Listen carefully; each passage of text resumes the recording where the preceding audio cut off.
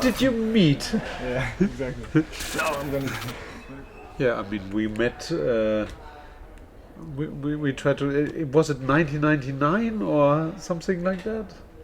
We made a So record nearly store. 20 years ago, we lived in this. Frank is from this city called Karlsruhe. I studied there, so we met through some common friends. It's the first time, I would say. And No, in the record shop of Fred and Luna.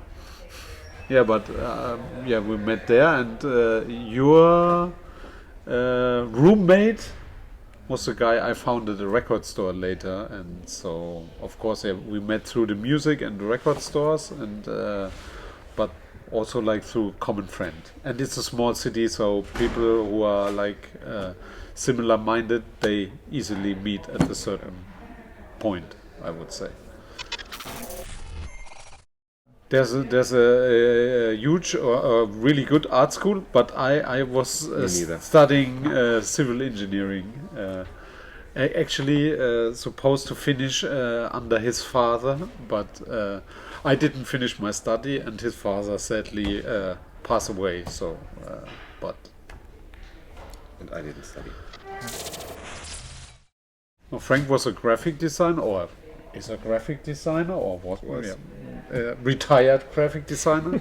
I think I always had when we started, I never wanted to depend on the music, so I tried to continue the studying, but of course, you know, at a certain point our career kind of, exploded.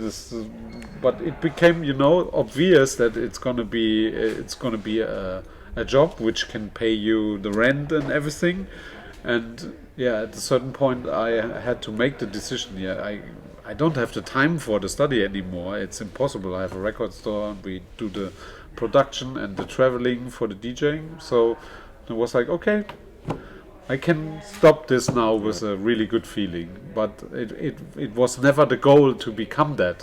You know, this more happened to us, I would say. Yeah. Same here, I would say. I mean, it was just always not about depending on making money with music, because I had some weird experience with this earlier in my life, which I decided to never.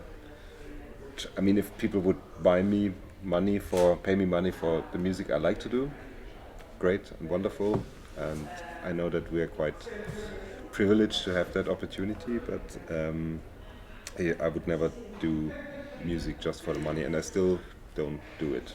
I was trying to play in a kind of not cover band, but in a band who played oldie songs, and it was just about the money, and I didn't feel it at all, and it was just like 3 wasted weeks in my life.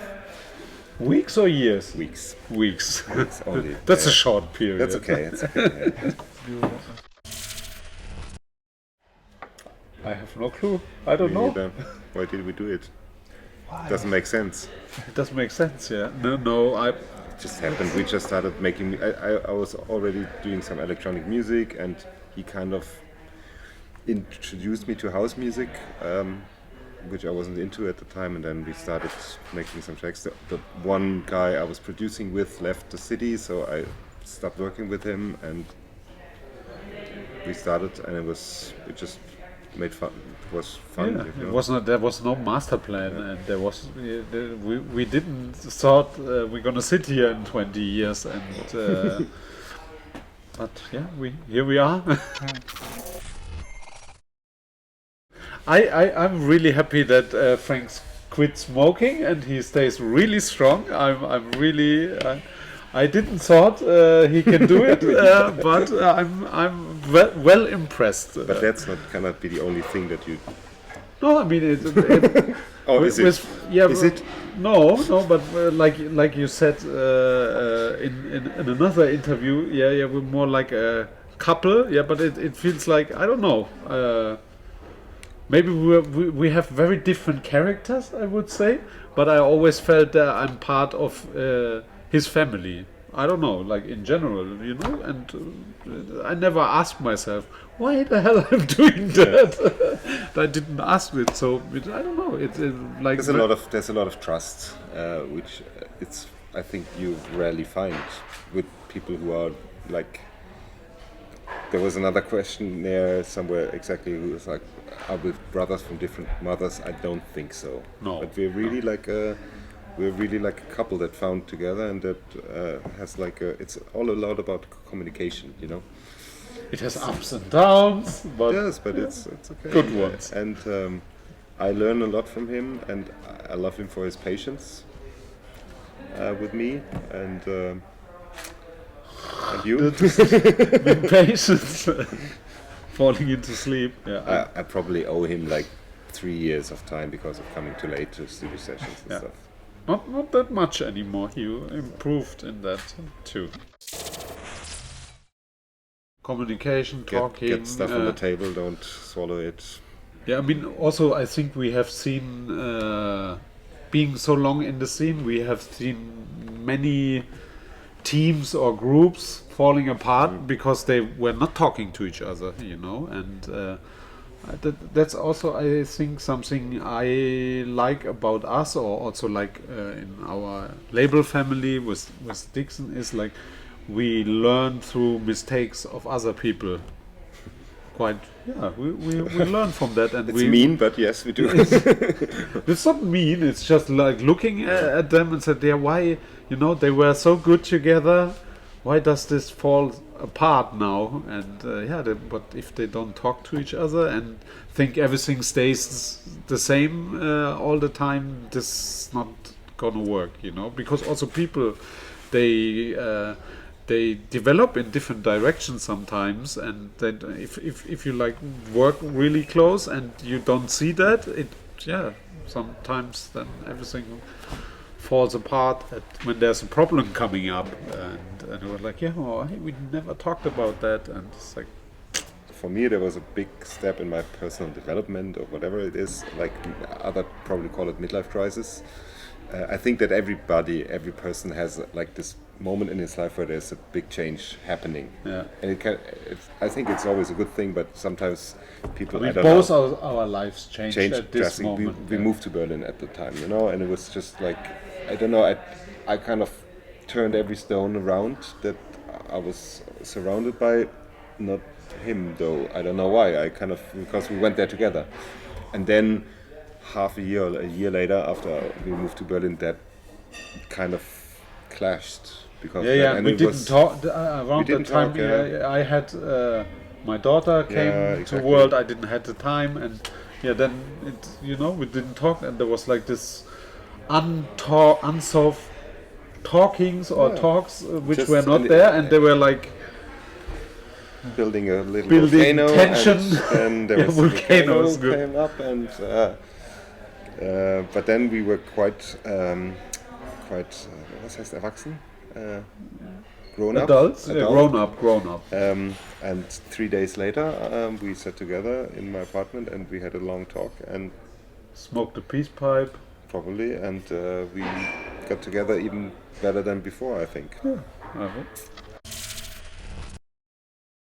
You're surrounded by your life, and everything influences you, and I think we are characters who like sponges absorb everything around them, and somehow this is getting incorporated into the music we are playing, or the music we are making, or the music we are releasing. So actually, I think it's interesting when you look at dance music compared to rock or pop music. When you're a rock musician, you have probably like on your second album, you have the big hit, your breakthrough, and then from that on it goes like a little steep up there, and then you probably stay there, but people still want you to copy that one moment, but you can't obviously. And if you're a very lucky man or very intelligent, let's say like David Bowie, who reinvented himself a couple of times, but usually you just go down and you stay on your level maybe, but there's not so much happening. Whether with club music, it's often that you just, if you happy enough, do it right, you constantly can grow and grow with your aging as well. So it's like, and I mean, I wouldn't have expected us being where we are now 15 years ago, but it just happened, and I think it's very interesting, and I don't know why it actually happens in club music like this. I mean, I can only speak for myself. I think I was the first who played at the festival. I know Flores. Hello, Flores. I know Flores because I used to play, or I still play at Naturel once a year, and Flores used to work there. So when he started working for Digital, he booked me to Digital, and I really like Flores, and we were like connected from the first moment. So I stayed with them. I trusted them, but there was not a real decision. Also, we could not see that Digital grows like that. You know, it was it's a success, and it's extends now to all over the world.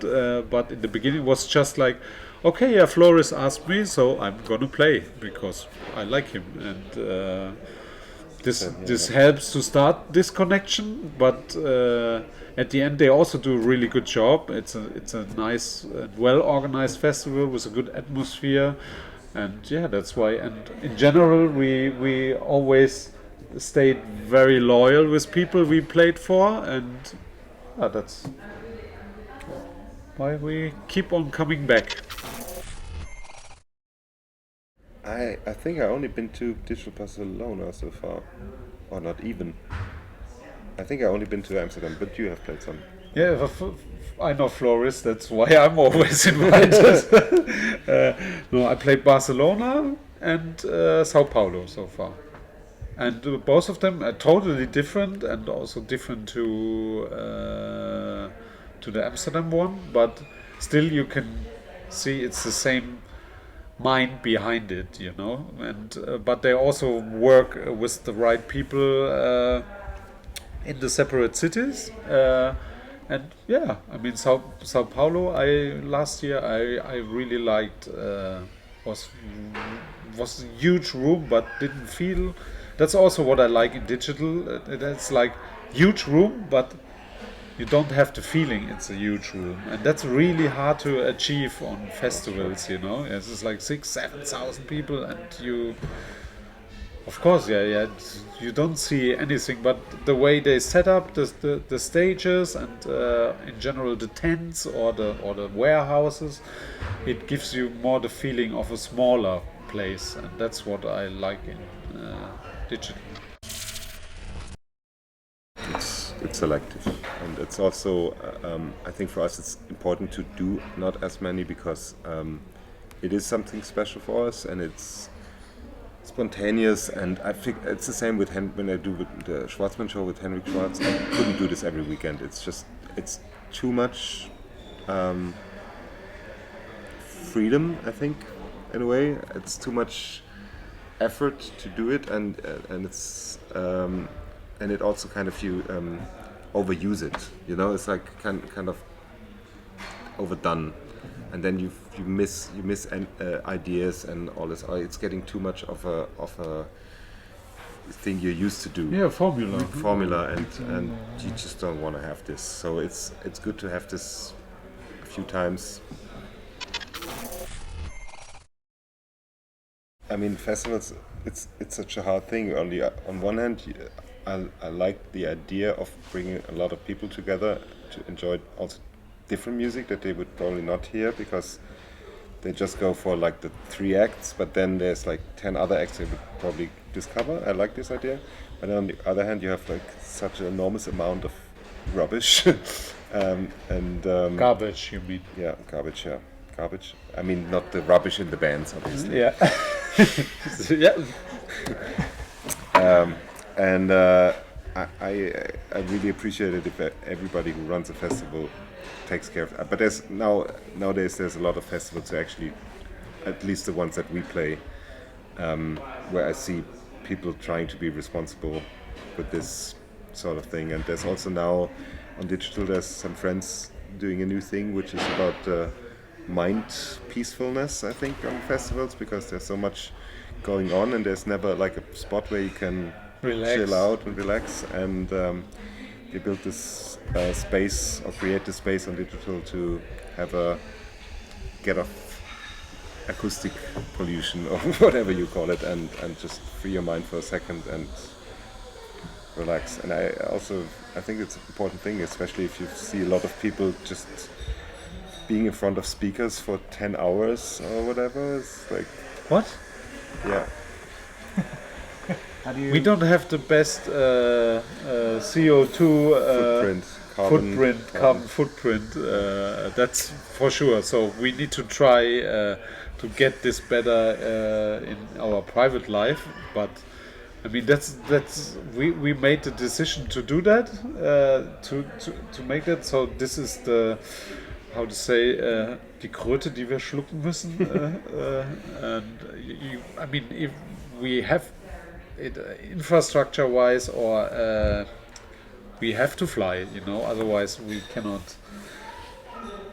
I mean, sometimes you can organize weekends where you can maybe take the train, but most of the times it needs to be planes, and of course that's not good for the environment.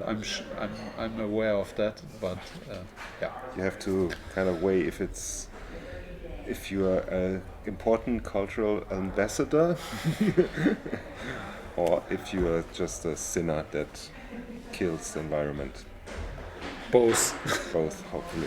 I don't know. I don't eat meat. I don't eat meat and fish for 25 years, so I don't smoke since 2.5 months. I don't smoke since. Yeah.